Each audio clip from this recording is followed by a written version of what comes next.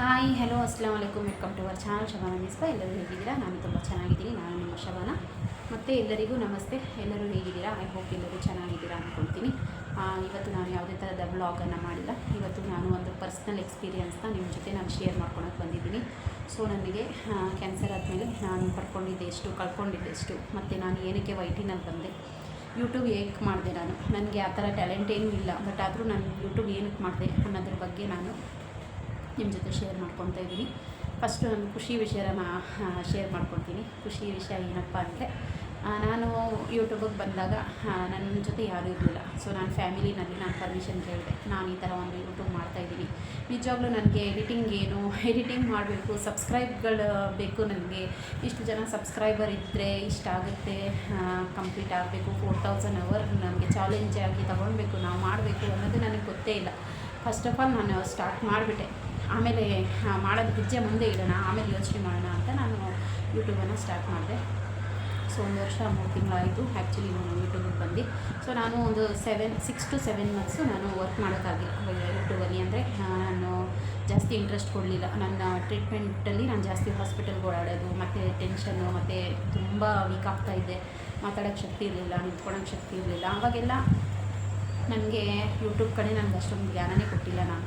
ಅಂದರೆ ಯಾವುದೋ ಒಂದು ಲೈವಲ್ಲಿ ಹೋದಾಗ ಹೋಗಿದ್ದೀನಿ ನಾನು. 1 ತಿಂಗಳು ಕರೆಕ್ಟಾಗಿ ಹೋಗಿದ್ದೀನಿ ಅವ್ರ ಲೈವಿಗೆ ಮಾತಾಡೋಕ್ಕೋಸ್ಕರ. ಅಲ್ಲಿ ಯಾರ ಜೊತೆನೂ ಮಾತಾಡ್ತಿದ್ದಿಲ್ಲ. ಲೈವು ಯಾರು ನಡೆಸಿದ್ರು ಅವ್ರಿಗೆ ಮಾತ್ರ ಮಾತಾಡ್ತಿದ್ದೆ. ಅವ್ರಿಗೆ ತುಂಬ ವಯಸ್ಸಾಗಿತ್ತು. ಸೊ ಅವರು ಎಲ್ಲರ ಜೊತೆ ಮಕ್ಕಳು ಥರ ಮಾತಾಡ್ತಾಯಿದ್ರಲ್ಲ, ಅದಕ್ಕೋಸ್ಕರ ಅವ್ರ ಜೊತೆ ಮಾತಾಡ್ತಾಯಿದ್ದೆ. ಒಂದು ಸಲ ಸಡನ್ನಾಗಿ ಲೈವ್ ಮಾಡಿದರೆ ಈ ಥರ ವಾಚ್ ಓವರ್ ಕಂಪ್ಲೀಟ್ ಆಗುತ್ತೆ ಅಂತ ಅವರು ಶೇರ್ ಮಾಡಿಕೊಂಡ್ರು ನಮ್ಮ ಜೊತೆ ಎಲ್ಲ. ಸೊ ನಾನು ಆಮೇಲೆ ಯೂಟ್ಯೂಬ್ ಬಗ್ಗೆ ನಾನು ಸ್ವಲ್ಪ ಇಂಟ್ರೆಸ್ಟ್ ತೊಗೊಂಡು ಮಾಡೋಣ ಅಂತ ನಾನು ಯೋಚನೆ ಮಾಡಿ, ಆಮೇಲೆ ಒಂದೊಂದಾಗಿ ಫಸ್ಟ್ ಎಡಿಟಿಂಗ್ ಕಲ್ತ್ಬಿಟ್ಟು ಬಂದೆ, ಯೂಟ್ಯೂಬ್ ಲೈನಿಗೆ ಬಂದೆ. ಯೂಟ್ಯೂಬ್ ಲೈನಲ್ಲಿ ಬಂದರೆ ನನಗೆ ಫಸ್ಟ್ ಆಫ್ ಆಲ್ ಖುಷಿಯಾಗಿದೆ ಏನಂದರೆ, ಒಳ್ಳೊಳ್ಳೆ ಫ್ರೆಂಡ್ಸ್ ಸಿಕ್ಕಿದ್ರು ನನಗೆ. ನನ್ನ ಒಂದು ನಾನು ಒಂದು ಯಾವ ಟೈಮಲ್ಲಿ ನನಗೆ ಏನು ಬೇಕಿತ್ತು, ಎಷ್ಟು ಕಳ್ಕೊಂಡಿದ್ದೆ ಅಷ್ಟನ್ನು ನಾನು ವೈಟಿ ಕಡೆಯಿಂದ ತುಂಬ ಹ್ಯಾಪಿಯಾಗಿ ಜಾಲಿಯಾಗಿ ಎಂಜಾಯ್ ಮಾಡಿದೆ ನನ್ನ ದಿನಗಳನ್ನು. ಅಣ್ಣ ತಮ್ಮಂದಿರಾಗಿ ಸಿಕ್ಕಿದ್ರು, ಅಕ್ಕ ತಂಗಿದಿರಾಗಿ ಸಿಕ್ಕಿದ್ರು, ಫ್ರೆಂಡ್ಸ್ಗಳಾಗಿ ಸಿಕ್ಕಿದ್ರು, ಒಂದು ರಿಲೇಟಿವ್ಸ್ ಆಗಿ ಸಿಕ್ಕಿದ್ರು. ತುಂಬ ಎಂಜಾಯ್ ಮಾಡಿದೆ. ಬಟ್ ಹೇಳ್ತಾ ಕಣ್ಣಲ್ಲಿ ನೀರು ಬಂದುಬಿಡುತ್ತೆ ನನಗೆ. ಸ್ವಲ್ಪ ಎಮೋಷ್ನಲ್ ಆಗಿರ್ತೀನಿ ಬೇಗ. ಬರ್ತೀನಿ ಮುಂದೆ ಅಳಬಾರ್ದು. ನಾನು ಸ್ಟ್ರಾಂಗ್ ಇದ್ದೀನಿ ಅನ್ನೋದು ನಿಮಗೂ ಗೊತ್ತಾಗಬೇಕಲ್ಲ. ಸೊ ಎಷ್ಟು ಸ್ಟ್ರಾಂಗ್ ಇರ್ತೀನಿ ನಾನು. ಮತ್ತು ನನಗೆ ಕ್ಯಾನ್ಸರ್ ಅಂತ ಗೊತ್ತಾಗಿದ ತಕ್ಷಣ ನನ್ನ ಸುತ್ತಮುತ್ತ ರಿಲೇಟಿವ್ಸು, ಎಷ್ಟು ಜನ ನನಗೆ ಏನು ಒಳಗಿಂದ ಪ್ರೀತಿ ಏನು ತೋರಿಸ್ತಿದ್ರು, ಹೊರಗಿಂದ ಹೆಂಗಿದ್ರು ಅನ್ನೋದನ್ನು ದೇವರು ಮುಖವಾಡಿದ ಥರ ಮುಂದೆ ಇಟ್ಬಿಟ್ಟ ನನ್ನ ಮುಂದೆ ನನ್ನ ರಿಲೇಟಿವ್ಸ್ ಫಸ್ಟು. ಸೊ ಸರ್ಜರಿ ಆದಾಗ ರಿಲೇಟಿವ್ಸಲ್ಲಿ ಯಾರೂ ನನಗೆ ನೋಡಕ್ಕೆ ಬಂದಿಲ್ಲ. ನನಗೆ ಗೊತ್ತಿಲ್ಲ ಆ್ಯಕ್ಚುಲಿ ಏನಾಗಿದೆ. ಬರ್ತಾರೆ ಅಂತ ನಾನು ವೆಯ್ಟ್ ಮಾಡ್ತಾಯಿದ್ದೀನಿ. ಯಾಕೆಂದರೆ ನಾವು ಎಲ್ರಿಗೂ ಹೋಗಿ ನೋಡಿ, ಎಲ್ರಿಗೂ ಆರೈಕೆ ಮಾಡಿ, ನಮ್ಮ ಕೈಯಲ್ಲಾದಷ್ಟು ನಾವು ನೋಡ್ಕೊಂಡು ಬಂದಿದ್ದೀವಿ, ಮಾತಾಡ್ಕೊಂಡು ಬಂದಿದ್ದೀವಿ. ಅಂದರೆ ಅಷ್ಟು ಚೆನ್ನಾಗಿ, ಅಷ್ಟು ಕ್ಲೋಸ್ ಆಗಿದ್ದೀವಿ. ಒಂದು ಖುಷಿ ವಿಷಯ ಬರಲಿ, ಒಂದು ದುಃಖದ ವಿಷಯ ಬರಲಿ, ಎಲ್ಲ ಸೇರಿ ನಾವು ಮಾಡ್ತಾಯಿದ್ವಿ. ಅಚಾನಕ್ಕಾಗಿ ಸಡನ್ಲಿ ಯಾರೂ ಬಂದಿಲ್ಲ.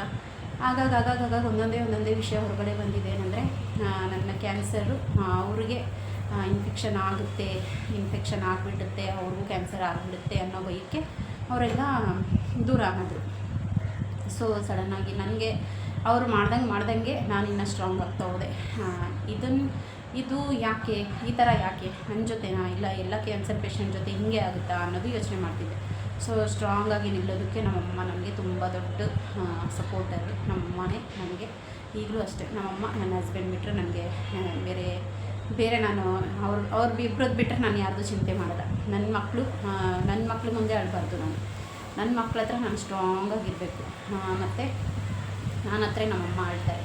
ಸೊ ನಮ್ಮಮ್ಮ ನನಗೆ ಎಲ್ಲ ಪ್ರತಿಯೊಂದು ಆರೈಕೆ, ವಾಶ್ರೂಮಿಗೆ ಕರ್ಕೊಂಡು ಹೋಗೋದು, ಸ್ನಾನ ಮಾಡಿಸೋದು. ನನಗೆ ಸರ್ಜರಿ ಆದಾಗ ನನಗೆ 44 ಸ್ಟಿಚ್ ಬಿದ್ದಿತ್ತು ಫುಲ್ಲು, ಆ ಕಡೆಯಿಂದ ಈ ಕಡೆವರೆಗೂ ಇಷ್ಟು ಅಗಲ ಬಿದ್ದಿದೆ. ಸೊ ಆವಾಗ ನನಗೆ ನಡೆಯೋಕ್ಕೆ ಶಕ್ತಿ ಇರಲಿಲ್ಲ.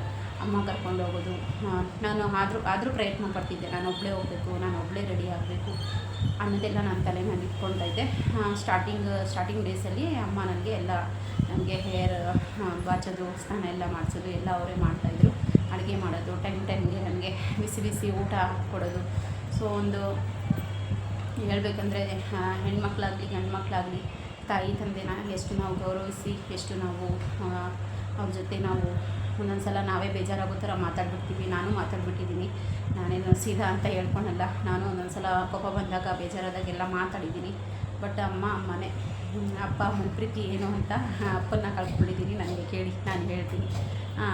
ಎಷ್ಟೊಂದು ಜನ ಈ ವಿಡಿಯೋನಲ್ಲಿ ಏನಾದರೂ ಎಮೋಷ್ನಲ್ ಆಗಿದ್ದರೆ ಪ್ಲೀಸ್ ಆಗಿಬಿಡಿ. ನನಗೆ ಯೂಟ್ಯೂಬ್ ಕಡೆಯಿಂದನೇ ನಾನು ಹ್ಯಾಪಿಯಾಗಿರೋದು.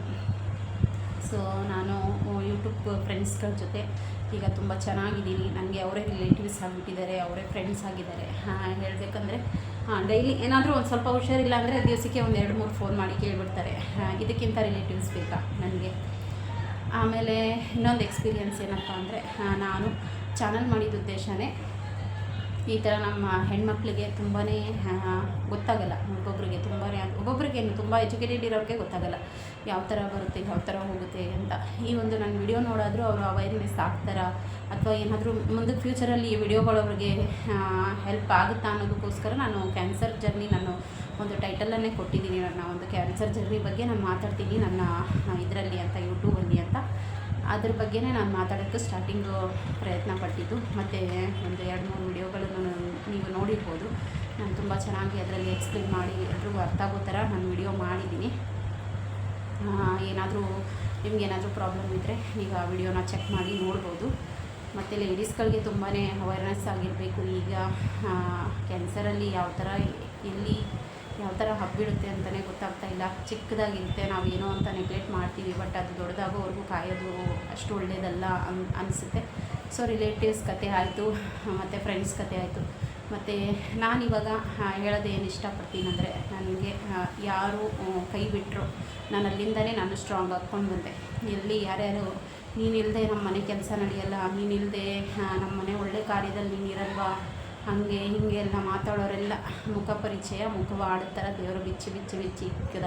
ಒಂದಿಬ್ಬರು ನೋಡೋಕ್ಕೆ ಬಂದವ್ರನ್ನ ಅವರು ಹಿಂದೆ ಹೇಳಿದ್ರಂತೆ, ನೀವೇನಕ್ಕೆ ಹೋಗ್ತೀರಾ, ನಿಮ್ಮ ಮನೇಲಿ ಚಿಕ್ಕ ಮಕ್ಕಳು, ಅವ್ರಿಗೆ ಕ್ಯಾನ್ಸರ್ ಆಗಿದೆ, ಆ ಒಂದು ಕ್ಯಾನ್ಸರ್ ನಿಮ್ಗಾಗುತ್ತೆ, ಹಾಗೆ ಹೀಗೆ ಅಂತ ಎಲ್ಲ. ಅದು ಕೂಡ ನಾನು ಕೇಳ್ಪಟ್ಟೆ. ನಾನು ಬಟ್ ಬೇಜಾರೇನು ಮಾಡ್ಕೊಂಡಿಲ್ಲ. ನನಗೇನು ನಾನಿನ್ನೂ ಸ್ಟ್ರಾಂಗ್ ಆಗ್ತಾ ಹೋದೆ. ಬಟ್ ಯೂಟ್ಯೂಬಲ್ಲಿ ಬಂದಿರೋ ಉದ್ದೇಶ ನಾನು ಒಳ್ಳೆ ಹೆಸರು ಮಾಡಬೇಕು ಫಸ್ಟು. ಅದಕ್ಕೋಸ್ಕರ ನಾನು ಬಂದೆ. ಯಾರು ಕೈ ಬಿಟ್ಟು ಹೋಗಿದ್ದಾರೆ ಅವರು ಇವಾಗ ಹಿಂದೆ ತಿರುಗಿ ನೋಡ್ತಾ ಇದ್ದಾರೆ. ವಾಟ್ಸಪ್ಪಲ್ಲಿ ಎಲ್ಲ ಹಾಕ್ತೀನಿ ನಾನು ಲಿಂಕ್ಗಳನ್ನು. ನನಗೆ ಅವ್ರ ಕಡೆಯಿಂದ ಏನು ಬೇಜಾರಿಲ್ಲ. ಏನಕ್ಕಂದರೆ ನಾನು ಆ ಥರ ಯಾರಿಗೂ ನಾನು ಭೇದ ಭಾವ ಕೀಳು ಮೀಳು ಅನ್ನೋದನ್ನು ನಾನು ಯಾವತ್ತೂ ಮಾಡಿಲ್ಲ. ಮಾಡ್ಕೊಂಡಿರೋರಿಗೆ ಅವ್ರವ್ರ ಇಷ್ಟ, ಅವ್ರವ್ರ ಲೈಫು. ಆದರೆ ಒಂದು ನೋವಿರುತ್ತೆ, ನಮ್ಮವ್ರಾಗೇ ನಮಗೆ ಈ ಥರ ಮಾಡಿದ್ರಲ್ಲ, ನಮ್ಮವ್ರಾಗೇ ನಮಗೆ ಈ ಥರ ಕೈ ಬಿಟ್ರಲ್ಲ.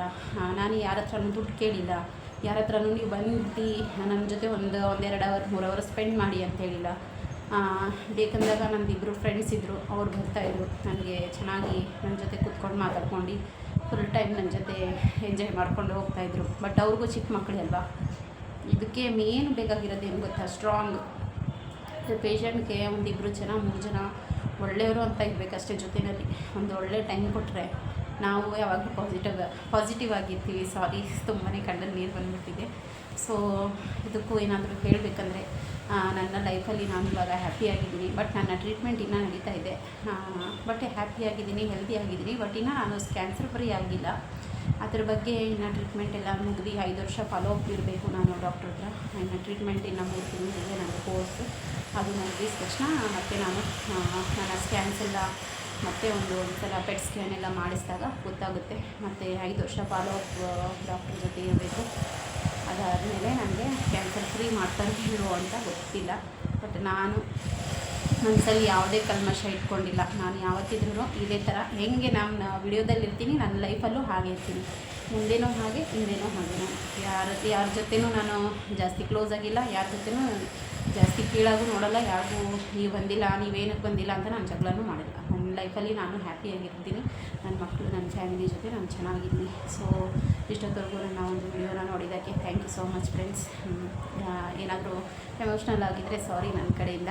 Thank you. ಇದೇ ಥರ ನನಗೆ ಸಪೋರ್ಟ್ ಮಾಡ್ತಾಯಿದ್ವಿ.